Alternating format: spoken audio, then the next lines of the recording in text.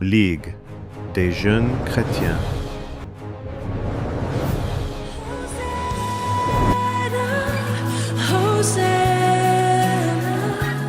Nous vous saluons dans le précieux nom de notre Seigneur et Sauveur Jésus-Christ. Nous sommes la Ligue des jeunes chrétiens. Nous sommes sur YouTube et sur TikTok. Sur YouTube, vous pouvez nous trouver sur Ligue des jeunes chrétiens, également sur TikTok. Nous allons aborder un sujet aussi important qui s'intitule « Après observation, nous avons remarqué qu'il y a augmentation de la délinquance ». À qui nous devons incomber cette responsabilité? Est-ce aux gouvernants? Est-ce à l'Église ou aux parents? J'ai reçu un homme de Dieu avec qui nous allons partager, nous allons essayer de discuter autour de ce sujet. À qui j'ai dit bonjour Papa Flavien. Bonjour. Vous allez bien? Oui, nous allons bien. Nous sommes très heureux que nous soyons reçus par vous pour que nous puissions partager et débattre autour de ce sujet qui est aussi important. Nous avons remarqué après observation, il y a une augmentation de la délinquance dans la jeunesse congolaise. Alors, par rapport à cette réalité, à qui pouvons-nous incomber la responsabilité? Est-ce aux politiques, aux parents, à l'Église ou comment? Bon, sur cette question, la responsabilité, le premier responsable, ce sont les parents, puisque même la base de l'Église, c'est la maison tout d'abord. L'éducation doit venir tout d'abord de la maison, l'école, l'État et l'Église. Donc, quand quelqu'un rate l'éducation à la famille, à l'école, si l'État aussi ne fait rien, l'Église, j'espère, ne peut aussi rien faire pour ce point-là. Ok.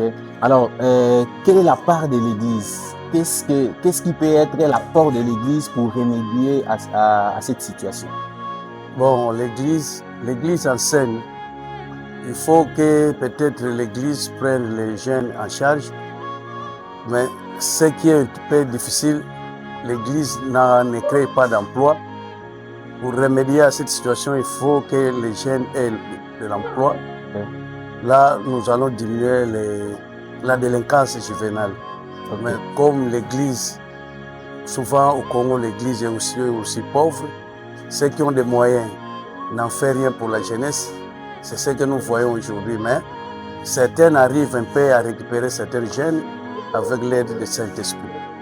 Ok, d'accord. Partant votre explication, nous pouvons conclure par dire que la prière occupe moins de place pour remédier à ces problèmes par rapport à la création de l'emploi.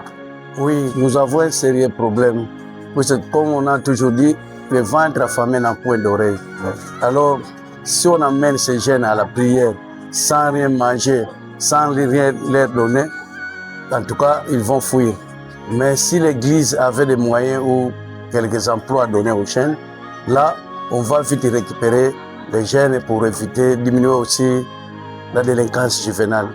Mais comme l'Église n'a pas assez de moyens, ne crée pas d'emploi, en tout cas, c'est difficile avec la prière. S'ils ne mangent pas, s'ils n'ont point d'argent, en tout cas, les jeunes vont fuir. Alors, quels conseils pouvez-vous prodiguer aux jeunes qui vivent cette situation? Ce que nous pouvons dire aux jeunes, tout d'abord, c'est de croire au Seigneur. Si vous croyez au Seigneur, le Seigneur est capable de tout faire dans votre vie. Même si vous n'avez pas étudié, même si vous avez étudié, mais si vous cherchez la face du Seigneur, le Seigneur peut vous donner quelque chose et que vous soyez utile dans la vie. Merci beaucoup pour votre temps. Nous vous sommes infiniment reconnaissants. Oui, c'est moi qui vous remercie.